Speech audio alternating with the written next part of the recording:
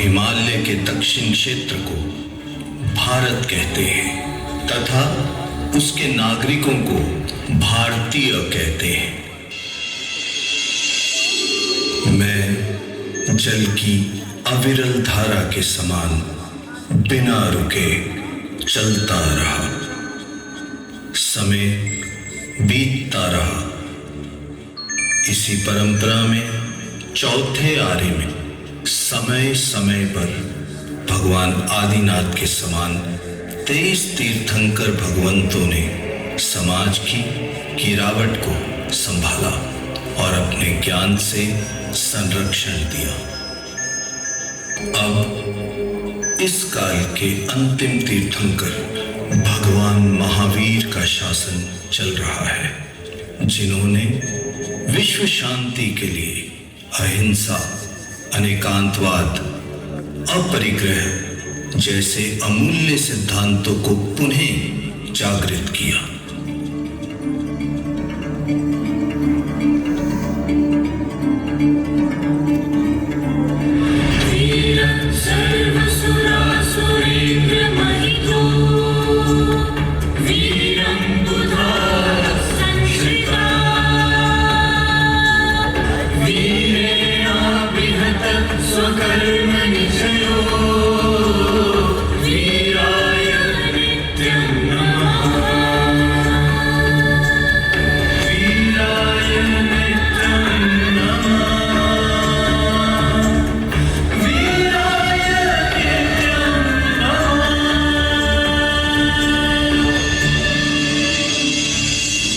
परंतु विडंबना ये कि समय के साथ भगवान के सिद्धांतों का विवेचन पालन सभी ने अपनी सुविधा से करना शुरू कर दिया। संप्रदायवाद से जिनवानी के मूल अर्थ से खिलवाड़ किया गया। इससे सबसे अधिक भ्रमित है आज की युवा पीढ़ी, जो प्रभु महावीर के सरल सिद्धांतों को समझने में असमर्थ हो रही है और कश्मकश में फंस गई है।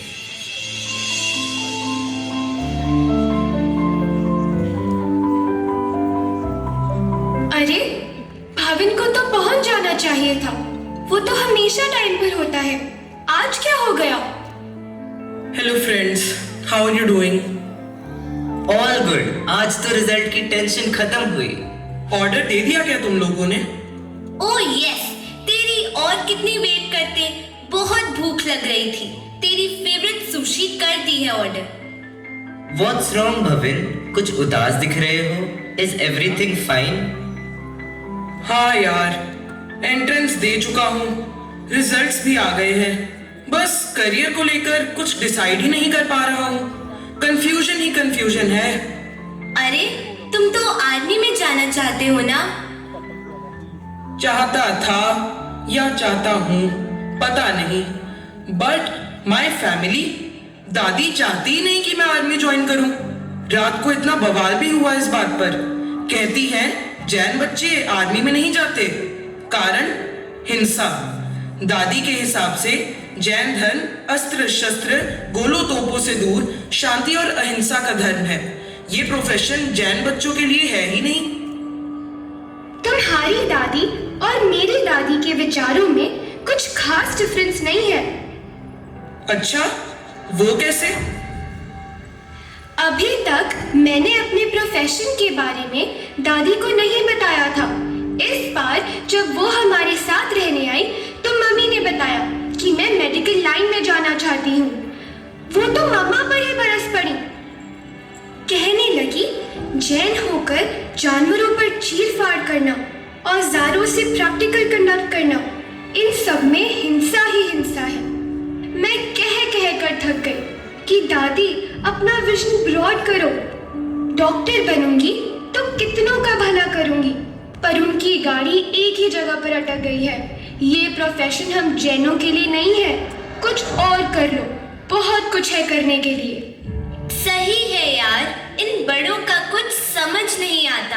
अब सवाल करो या कुछ पूछ लो तो कहते हैं हमारे धर्म में ये तो मनाही है। यहाँ तक कि गुरुओं का हवाला देकर डराते हैं कि यह सब चीजें हम जैनों को शोभा नहीं देती। क्या हम आर्मी ज्वाइन करने से या डॉक्टर बनकर हिंसा को अपना रहे हैं? अब मुझे ही देखो, मेरा मन एग्रीकल्चर सेक्टर में जाने का है, पर पापा कह रहे हैं फैमिली बिजनेस को ही ज्वाइन कर। उनके अकॉर्डिंग तो खेती हमारे लिए वर्जित है। वो क्यों? कहते हैं उसमें लाखों करोड़ों सूक्ष्म जीवों की हिंसा ही हिंसा है। कृषि करने से हम पाप के भागीदार बनते हैं। यार, क्या सारे पाप हम जैनियों को ही लगते हैं? और अगर इनसे कारण जानने के लिए अड़ जाओ तो कहते हैं तुम्हें भगवान की वाणी के विपरीत चलना है। मैं कपड़े का मैन्युफैक्चरिंग यूनिट लगाना चाहती हूँ। मम्मी कहती हैं हम कपड़ा, गाड़ी आदि के सप्लायर बनकर सेल तो कर सकते हैं, पर मैन्युफैक्चरिंग नहीं। प्रतिक्रमण में कर्मादान में इन वस्तुओं की मैन्युफैक्चरिंग पर मनाही है। कपड़े पहन लो, कार्स चला लो, पर बनानी नहीं है। क्या हिपोक्रेसी है? यार, सुनने में अजीब लगेगा। अब तो मुझे संतों के पास जाने में डर लगता है। पता नहीं कब क्या नियम करवा दे। आलू छोड़ दो या आम, चाहे मैं अपने मन से करूं या ना करूं। कर लूं तो अच्छा, ना करूं तो नास्तिक। पर बिना जाने समझे नियम लेना, क्या यही धर्म है? इन घर वालों को हमारे करियर ऑप्शंस के साथ क्या दिक्कत है समझ नहीं आती। Doctors, army officers, farming, manufacturing जैसे ऑनरेबल प्रोफेशंस में इनको हिंसा नजर आती है।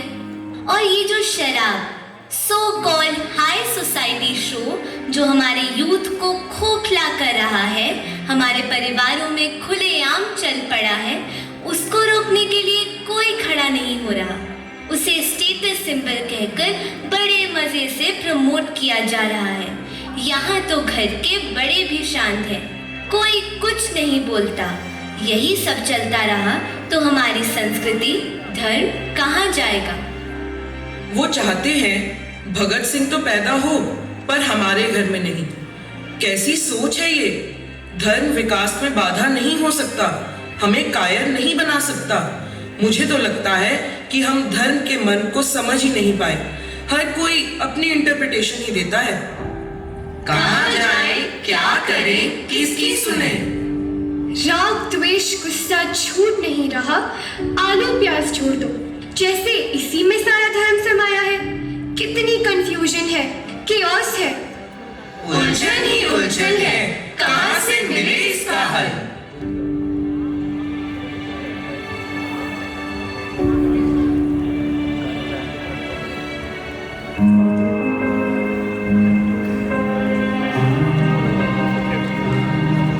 द्वंद है ये द्वंद है, द्वंद है ये द्वंद है। कैसा विचित्र द्वंद है, द्वंद है ये द्वंद है। सोच का क्षितिज धूमिल, धुआं है चारों ओर मंद। उलझनों की गांठों से मन है व्याकुल बोझिल। जिस सत्य की तलाश है वो दूर क्यों न पास है। सवाल पर सवाल है, छुपे कहाँ जवाब है। किस राह चले, किसकी शरण ले, दुविधा जो अंतर साध है। द्वंद है ये द्वंद है, कैसा विचित्र द्वंद है। ये भी सही, वो भी सही, सही तो छुप गया कहीं। वो रीतियों में, रूढ़ियों में, मंदिरों की घंटियों में, आडंबरों में, झांकियों में, स्थानकों की सीढ़ियों में, नियमों में, क्रियाओं में, बंधा बंधा सीमाओं में, उड़ने को पंख खोलता उड़ान ही तो सत्य है। द्वंद है ये द्वंद है, कैसा विचित्र द्वंद है। सही राह हमें दिखाए जो, सत्य प्रत्यक्ष कराए जो। कहाँ छुपा सामने आ जाए वो, सामने आ जाए वो। द्वंद है ये द्वंद है, कैसा विचित्र द्वंद है।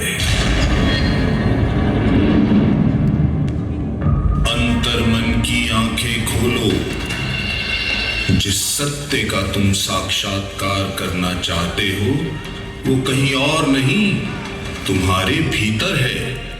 उठिएणु अमायये, जागो, एक पल की भी देरी मत करो। सत्य को स्वयं खोजो, सम्यक पुरुषार्थ की सीढ़ी बनाओ। वेदों, पुराणों, आगमों के स्वाध्याय से भारतीय सनातन संस्कृति के मर्म को स्वयं प्रकट करो। प्रमाद का त्याग और पुरुषार्थ का साथ तुम्हें सही राह दिखाएगा। तुम अपने प्रश्नों के उत्तर स्वयं पाओगे। इस सत्य की खोज में स्वयं सक्षम बनो। अपना सत्य में सेजा, अर्थात स्वयं सत्य का अन्वेषण करो।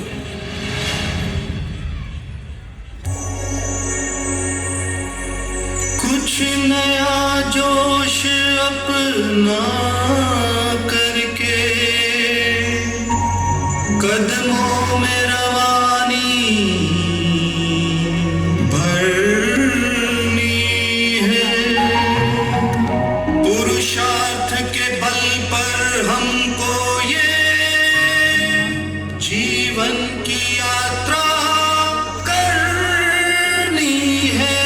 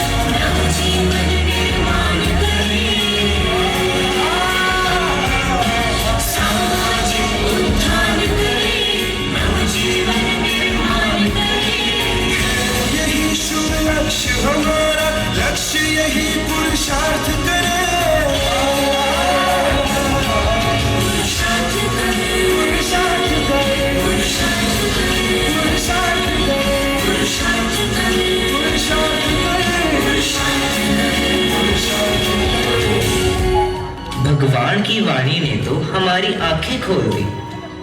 मैं एग्रीकल्चर सेक्टर को ही अपना करियर बनाऊंगा। नई नई टेक्निक से ऑर्गेनिक फार्मिंग करूंगा। भारतीय संस्कृति के अध्ययन ने मुझे सत्य का बोध कराया। मेरा विजन बिल्कुल क्लियर है। धर्म हमें कायरता नहीं सिखाता। मैं आर्मी में जाकर देश और धर्म की रक्षा करूंगा। भ्रम वे संशय के बादल छट गए। मैं प्रभु की वाणी का बिल्कुल उल्लंघन नहीं कर रही। मैं डॉक्टर ही बनूंगी। ज्ञान और विश्वास का सूर्य उदय हो गया। मैंने धर्म के मर्म को समझ लिया है। मैं कपड़े की मिल ही लगाऊंगी।